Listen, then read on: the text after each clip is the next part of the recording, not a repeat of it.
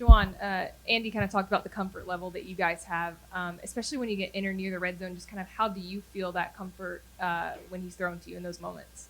Mm, Good question.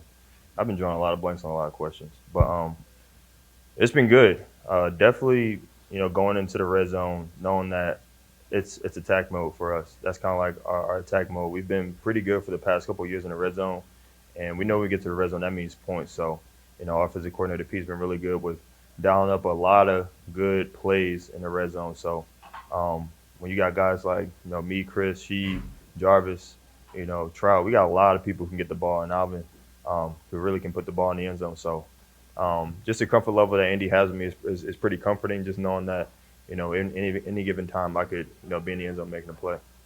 What about your approach specifically in that area of the field that do you think makes you so successful? You already got 7 touchdowns, it's as many as Justin Jefferson. I mean, like you're really putting up some good numbers down there. Uh, Man, it's just really just hard work and watching the film and going over the plays. Just try to see what coverages they're running. It's not more so like the physical aspect. It's just knowing what they're going to do, just kind of being 2 steps ahead of what they're going to be doing. And the physical aspect is kind of secondary. So, just knowing where they're going to be, knowing how they're going to play it, it's just all like, all right, I know this is going to happen. Before the play, I pointed at him because I knew he was going to, collision me on the second touchdown, collision me and get out. So it's just all knowing about what's going to happen before the play even happens. Juwan, could you talk about your first touchdown? One that you scored stretched out there. Oh, okay. Yeah. Yeah, it was just a simple shallow cross. I was bumping, their end, and they kind of just got out. I'm sure it was a busted coverage, but nobody covered me, and well, as they say, I just try to get freaky. So I try to do my thing. I try to do my thing. It's not too many times I'm in the open field, so I just try to get into the end zone. What's been the biggest thing you've learned that's made you successful at tight end this season? Can you say that one more time? Sorry. The biggest lesson you've learned to be Oof. successful at tight end? Oh man, you gotta have an attitude. To play this position, you can't be soft at all. I mean, you're going up against some pretty good guys, and then from the secondary position, you're playing to get some pretty elite and athletic guys from the defensive side. So you really just got to have an attitude that you just can't be stopped. And that's really why I try to get into. It's not really hard. Just like you just got to be mad at them. So if I just think of it as my enemy, that's really how I try to approach it. But ultimately, just having an attitude and be willing to learn, because obviously this is like my second year in this position. So just being coachable. I still don't know anything. I'm not saying I don't know anything, but it's still a very tough position. You have to be really smart to play this position. Kind of along those same lines, can you speak to your approach to the game from a confidence standpoint and a production standpoint? Mm. Just from a confidence standpoint, a lot of the times at this position, knowing that I'm still growing in this position, there's going to be a lot of failures. So a lot of times I may get pushed back. There may be, my eyes may be in the wrong place. Maybe dropping a couple passes, I'm overthinking it. Maybe dropping a couple passes because I'm just not focusing. There's a lot of different things we got to look at this position. Just coverage, blocking. It's a whole bunch. But the one thing is just having guys around you like Trout, Taysom, who's been around the game for a while, them giving you comfort and just doing your thing. Having your physical aspects helps, like me being able to catch and run and do things like that and be aggressive. But having those guys around you at the comfort level is also pretty good. Hey, Juwan, do guys like you and Rashid who were undrafted, do y'all play with a chip on your shoulder just because of that? Rashid, do we play with a chip on our shoulder? Yeah.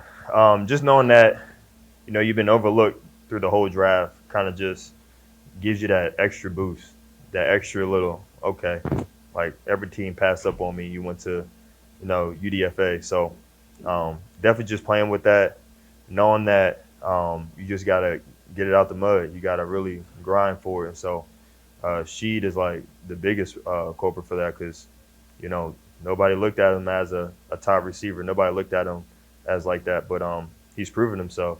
Every week he's proven himself. He hasn't surprised me, but he surprised a lot of you guys. So just having him to go in and week out and do his thing. Yeah, Juwan, I don't even have a question for this. I just want to say this stat out loud. You have 48 career catches 11 of them have been for touchdowns. Mhm. You know, at what point is this just like, okay, this is my part of the field. I'm going to own this part of the field.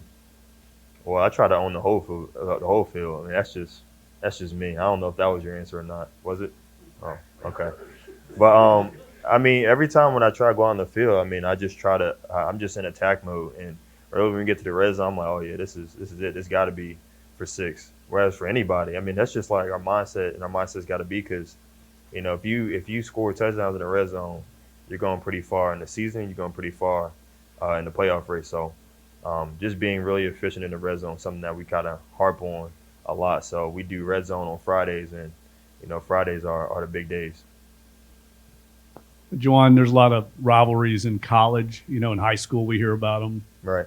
Are you aware of the rivalry with the Falcons, and do guys in the locker room feel that at all?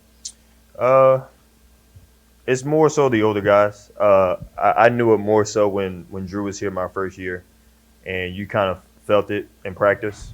And so that carryover is kind of something that we've been trying to embody, knowing that there is that rivalry, knowing that there is hatred there.